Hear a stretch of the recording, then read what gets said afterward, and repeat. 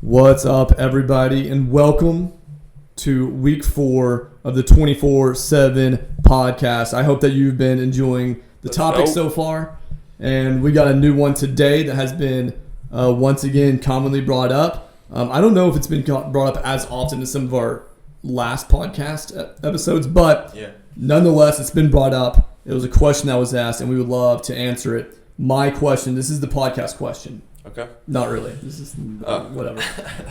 Michael Jordan or LeBron James? Dang.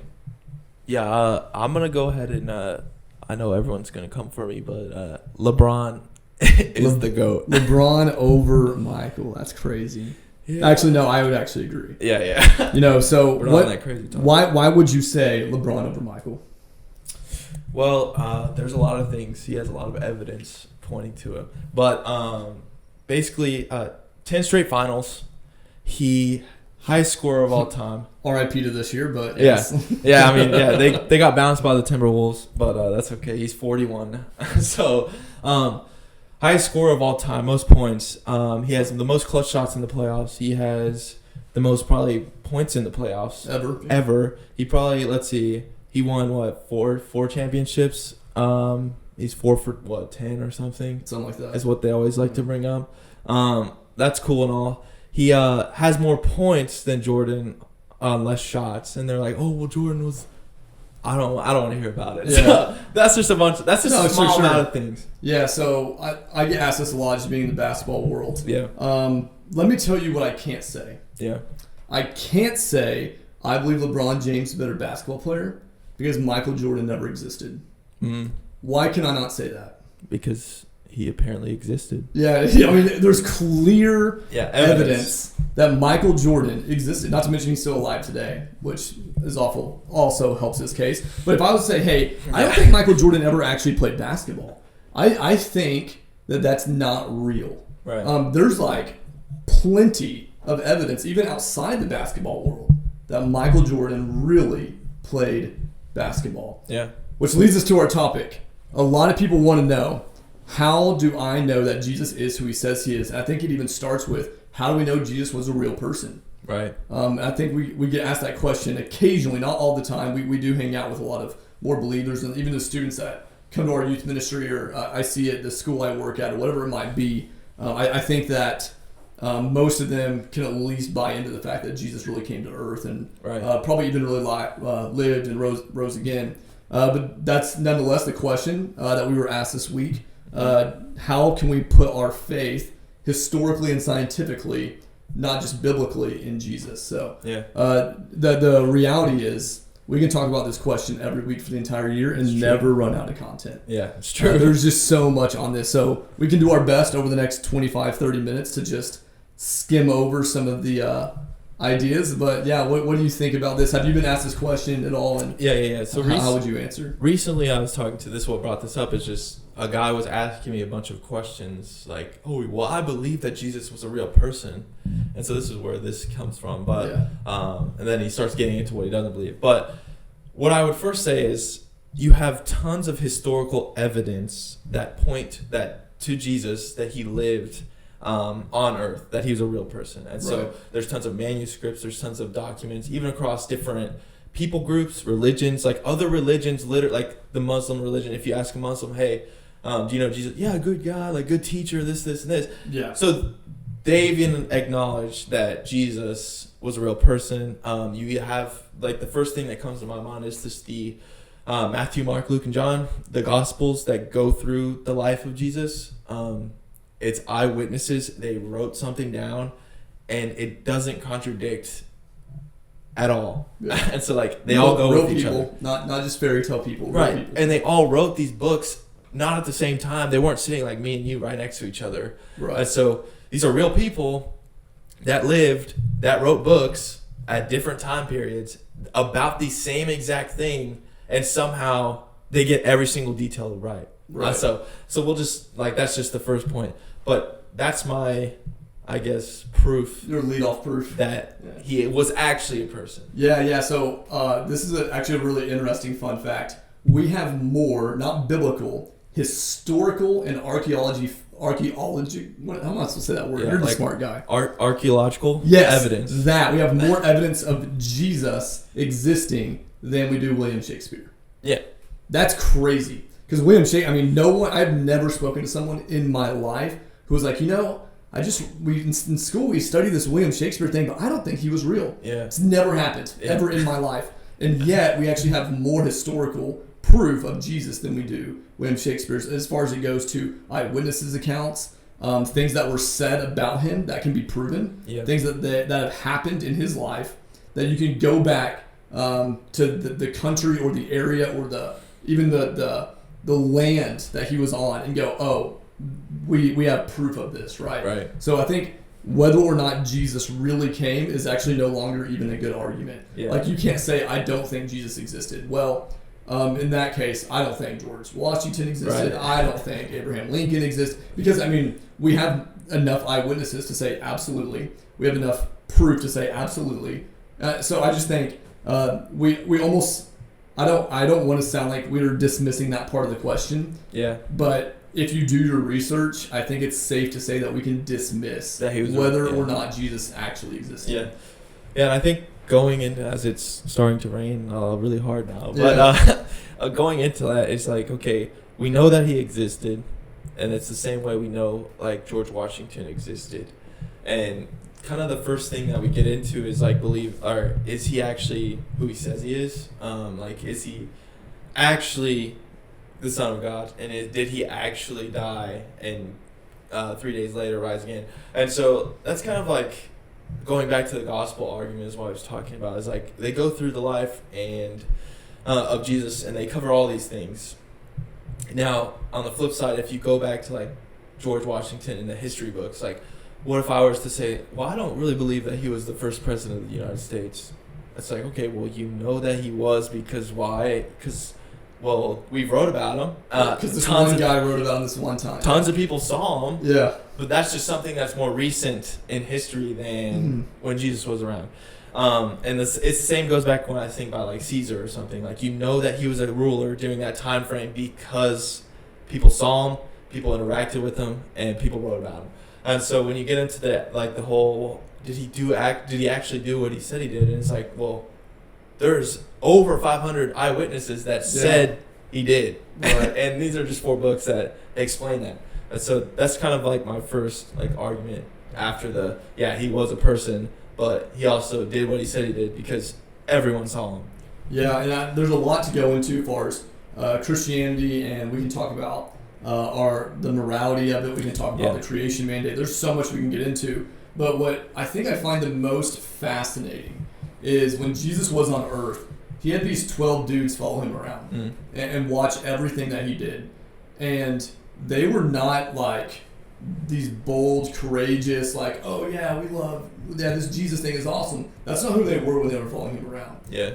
They were often kind of like idiots, to be honest. They were kind of cowardly for the most part. There were doubters throughout all of the Gospels, it seemed like. So these are the guys that are following him around. And I'll just highlight one. We can really highlight most of them. But I think about Thomas, famously nicknamed Doubting Thomas. And the reason he earned that nickname was because after Jesus died and rose again, he said, I am not going to believe that. I don't believe that. I don't believe that he's back to life.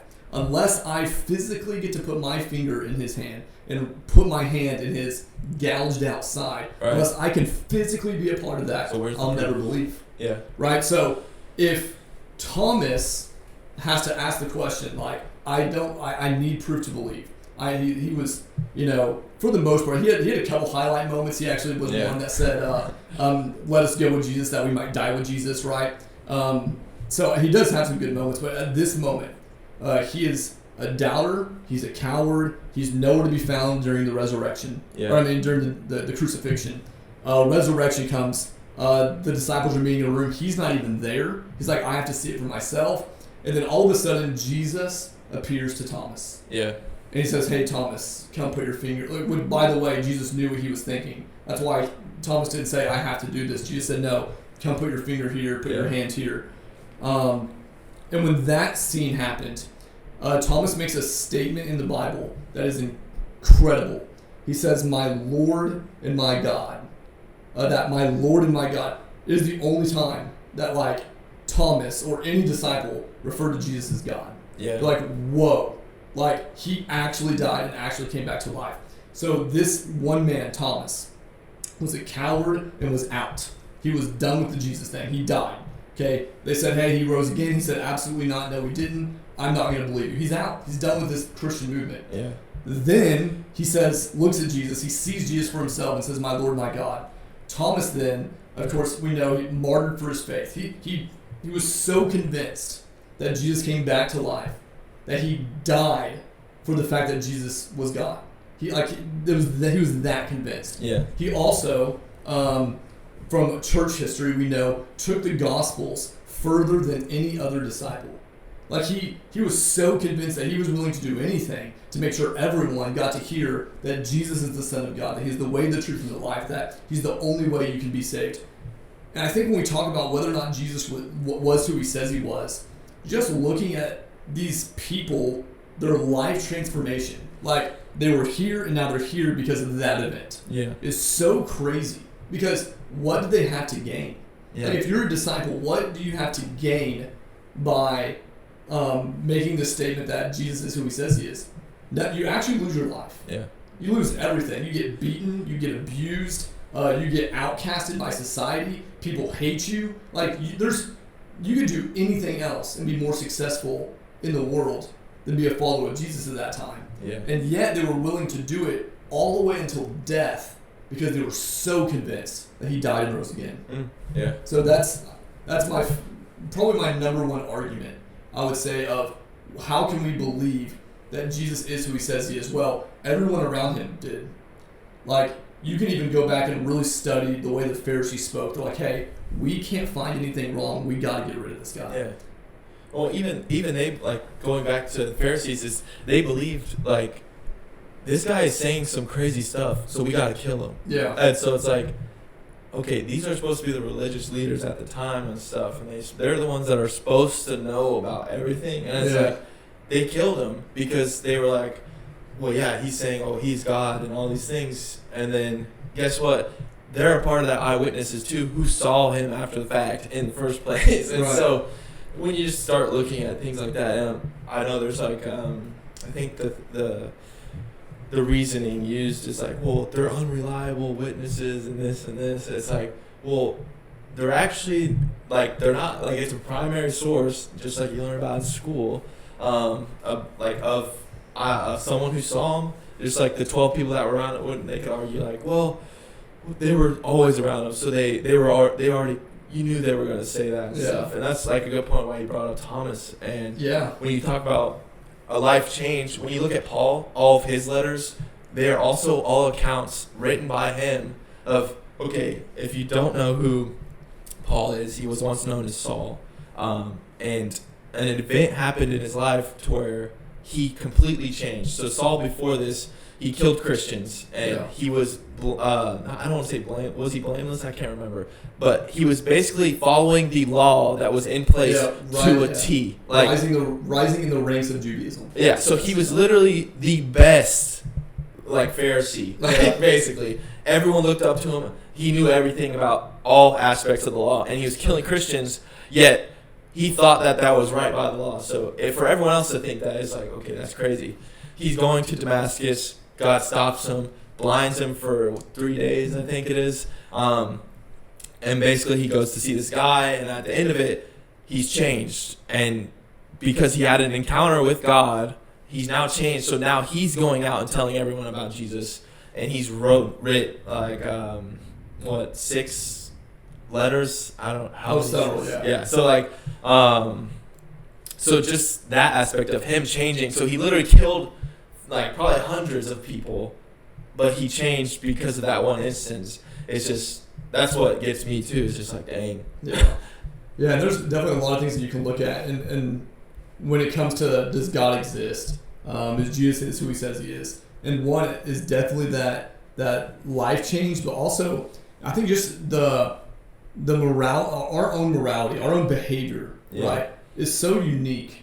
And how it's different than all the animals, and how it's different than, like, for example, I have two boys. One of them's still a baby, so hard to mention him. But my other son, not at one point in my life have I ever told him that murder is wrong.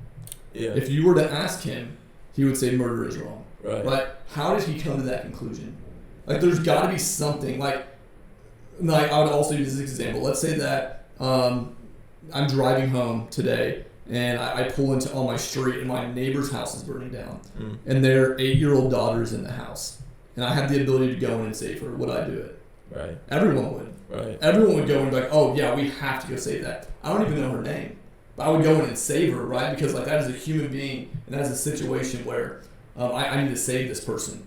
Let's say that I'm driving home, same situation, neighbor's house is on fire, and there's a cat in the house.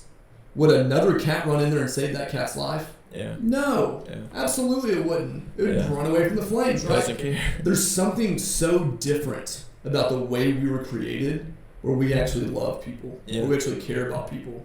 And that gives like into creation, and that gives like an aspect of, okay, we were created first of all. Yeah. Because we act so differently, but also everyone was created in the image of God, and He instilled that into everyone. It's like that moral sense of like what's right and what's wrong and stuff. And now when you live in the world, it could get degraded and stuff because of sin, but like that's where it comes from. And so that's like one of the ultimate like proofs of like, yeah, we were created. And so I guess the next thing I get talking about is like, do you know anything, like any artifacts or anything like that where it's like, yeah, like this also was around when Jesus was there? Yeah, I mean, there's definitely several. You might have more of an idea because I know you were looking into this topic recently, but currently this robe of Jesus, I don't even know what it's actually called. Yeah, it's the Shroud of Turin. Yeah, it's been researched for a long time. But yeah, so I guess they just found it. It's currently in Italy, and it shows really pretty blatant evidence of Jesus. That's what Jesus was laid in, right? So when you have the Joseph who wrapped Jesus in the tomb with Nicodemus, they put his body in the burial site. They actually found the cloth, I guess, that he was wrapped in. And kind of, if you don't know what this is, like there's like tons of YouTube videos on it, so I'd encourage you guys to go look at that. But it's called the Shroud of Turin, Turin. But basically, they found like the blood patterns that were on this garment matched almost closely. There's hundreds of scientists and researchers that have been researching this, but it almost closely matches to exactly what they would think and expect, like Jesus to be laid, like how he was laid, where he was laid at, all the things. And I think the biggest thing from this is like when he was resurrected, when he rose from the dead, the amount of like this is how it's stained. So basically, it's stained to where you can see the face of like a rough image of Jesus. Yeah. And so when he was resurrected, kind of what happened was like it was so powerful that it actually left a mark of what he looked like on this cloth. And so that's kind of the whole basis behind it. Obviously, there's tons of videos and stuff that you guys can watch about it, for it and against it. But that is one thing that they recently found that's like, dang, that's cool, and which we don't know as much about. But yeah, another thing is just like when you think back to like things like Noah's Ark and stuff, it's like a couple years ago they found giant thing, like they literally found where it was. Yeah. So it's like, okay, if that was a thing, then like who's to say that Jesus wasn't real in the first place? It's like, why is there a giant boat in the middle of a mountain? So like that's just another aspect of what happened. So fun fact, I'm actually a week from today at the Ark Encounter. Really? Yeah, it's time to go to Kentucky and check out Ark. It's awesome there. Yeah, that's cool. Yeah, but yeah, I think another one, as you mentioned, Noah's Ark, just Old Testament in general. In the Old Testament, which written prior to Jesus' life, there was over 300 prophecies written about Jesus, where he'd be born. Isaiah 53 is a very popular one of talking about how he will basically die for our sins, right? Yeah. So I think that's a really popular chapter to look at. But even Isaiah 53 was written 700 years prior to Jesus being born. There's a psalm even that talks about him being pierced, right? That's almost 1,000 years, maybe 1,000 to 1,100 years before Jesus was born. Talking about the Messiah. What's interesting is crucifixion, like the Roman crucifixion, didn't even exist at the time that they're talking about him dying on a cross. Yeah. So it's almost as if, like, let's say that I told you that somebody was going to die by being shot by a gun. That'd be crazy. But if I told you it was going to happen 400 years before the gun was invented, it'd be like absurd, crazy, right? A spear was or something. Yeah, so it's incredible. So there's 300 of these prophecies, and Jesus fulfilled every single one. And just to give you the idea of how rare that is, in order for Jesus to fulfill the first 8 prophecies, okay, not all 300, just the first 8, it would essentially be like this. Let's say that you had a quarter, and on that quarter you put an X, like you got a Sharpie and wrote an X on it. Yeah. Okay, and then you put that quarter anywhere you wanted to in the state of Texas, anywhere in the entire state. And then you got more quarters and you filled up the entire state of Texas with quarters, and you stacked them perfectly, 2 feet in the air, covering the entire state of Texas. So you have quarters everywhere all over Texas, 2 feet high, everywhere you can walk.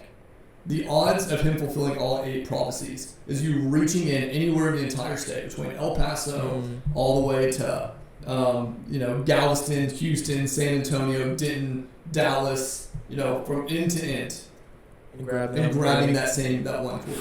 Yeah. That's the statistical probability of him fulfilling the first 8. We have proof that he has now fulfilled all 300. Dude, that's crazy. Yeah, that is crazy. So, I think there's so much proof of Jesus coming to earth, living the life that he said he was going to live, and really dying and raising again. And I don't know if you had something to add to that, or the biggest, like, the next thing I would say, like, an argument is, like, okay, if you're arguing this, like, and you're discrediting, like, the faith aspect of it, and you just want proof that he was alive, that he rose again, and all these things and stuff, it's like, okay, not that you haven't read the Bible, because there's a lot of smart people that have read the Bible and still will discredit it and stuff. Sure. But throughout the entire Bible, I just looked at this while I was looking up. According to Google and the AI overview, there's 63,779 cross references across the Bible, and there is 0 inconsistencies with that. And so additionally, it says that there's some scholars believe 340,000 cross references, and not one of them contradict each other. Yeah, and so 3 different languages, 40 different authors, written over 2,000. Yeah, and so this is a book that is 2,000 years old, yet it has nothing in it that can contradict itself. And you might be thinking, well, I know these verses and stuff like that. I was like, okay. Emails about it will talk you. Yeah, it doesn't. But so for it to have over like almost 350,000 cross references between Old and New Testament about just the prophecy of Jesus, like, it's just points to the fact that, okay, this might be something worth looking into. And kind of like going off of that is just when you look at believing and faith as a whole and stuff, it's like, okay, yeah, you can choose not to believe in this, right? We're just providing you with some examples and things that we think helped us to believe. But when you look at all this, it's like at the end of the day, you have a choice. Yeah. And I'm not going to force you to make that choice. But if you're sitting there wondering, like, okay, if he's real or not, and if he did, and if he's the Son of God, and if he saved you from your sins, and if like all that's real, it's like, what do I as a Christian have to lose for if I believe this? Like, I would argue almost nothing. Like, if I get to the end and there's nothing there, that's like, okay, I don't lose anything. Yeah. But if you, who aren't a believer, and you don't believe in this, and you've denounced this and whatnot, and you get there and it's real, what do you have to lose? It's like, well, you have to lose everything. Yeah. It's like, you're in trouble. Like, right. And so that's kind of like a rationalization aspect, obviously. But, so it is real. I just want to preface that. Sure. But it's like, dang, like, what's stopping you from actually looking into this? You know? Yeah. And I just have like 2 kind of thoughts as we're looking at time, kind of looking at closing. One, according to Hebrews chapter 11, verse 1, it tells you what faith is. the reality is it will take faith. Right. We can have this conversation all day long about why we believe what we believe. I've sat down with, I would even say, hundreds of people and explained why I believe what I believe. The reality is there is a faith aspect. Yeah. Right. You have to actually put your faith in Jesus. Yeah. That's how you're saved, right? By grace through faith. Yeah. By grace through faith. Which I feel like we've probably quoted Ephesians 2:8-9 on every podcast. Yeah. You have to go back and listen, but I think we have. We're locked in. Yeah, it's a great verse, right? And it's just the true gospel. And the truth is there will be a situation where you have to believe. I also believe that the Bible's very clear. Those who seek find. Yeah. So if you were someone who's like, I don't believe, I would say you probably haven't sought. Yeah, you haven't picked up the Bible and read it. Because more than me and you can answer, it can answer all your questions. Yeah. And at the end of the day, like there's stuff in counsel that's good, but the Bible has answers that you're looking for. And just reading it in general is going to help you. And like something to think about, I guess, as you're looking, if you're looking for something other than the faith aspect, because it is something that is a part of it. But John 12:37, though he had done many signs before them, they still did not believe. So basically, people saw him perform miracles and crazy stuff, eyewitness accounts. Yeah. And they still didn't believe him in it. Yeah. So it's going to take more than just, here's all the historical evidence and facts, because the Bible does say that it's going to take faith. And there is that aspect. But because the enemy's going to try to trip you up, and provide anything false that he possibly can. Just a good book to read. I've read it. It's really good. There's also a student edition of this book, but A Case for Christ by Lee Strobel. Yeah, dude, that's a good one. He wrote that book wanting to disprove Jesus and Christianity.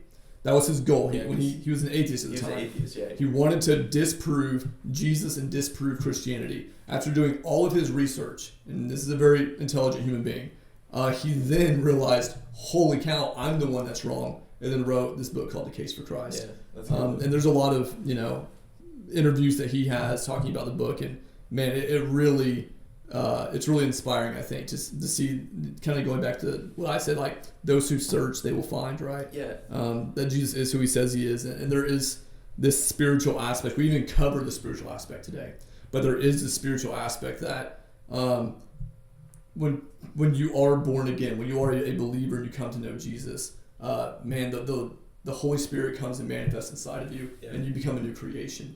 And that, I think, is evidence, the today's evidence. Like, you know someone, like every single person listening to this probably knows someone who they're like, hey, he used to be an idiot. Something changed. There's something different.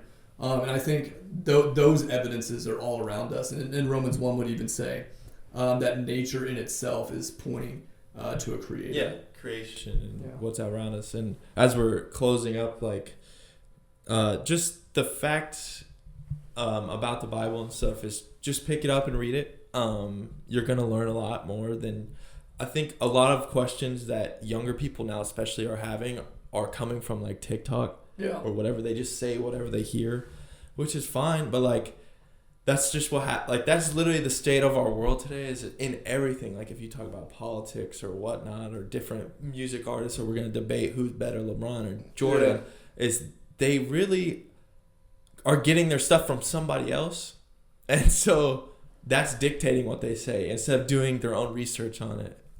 Because there is a lot of stuff out there, and the enemy will try to trick you any way he can. And if you're just regurgitating something else that you heard, then even if you're listening to this podcast and you're going to go debate somebody about it, it's like, okay, go do your own research.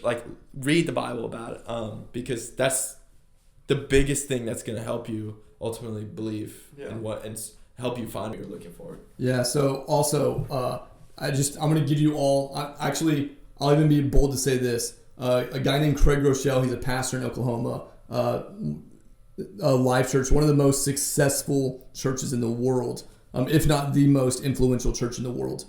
He just wrote a book called The Benefit of Doubt. Yeah. I'll be honest, I haven't finished it yet. I have started it.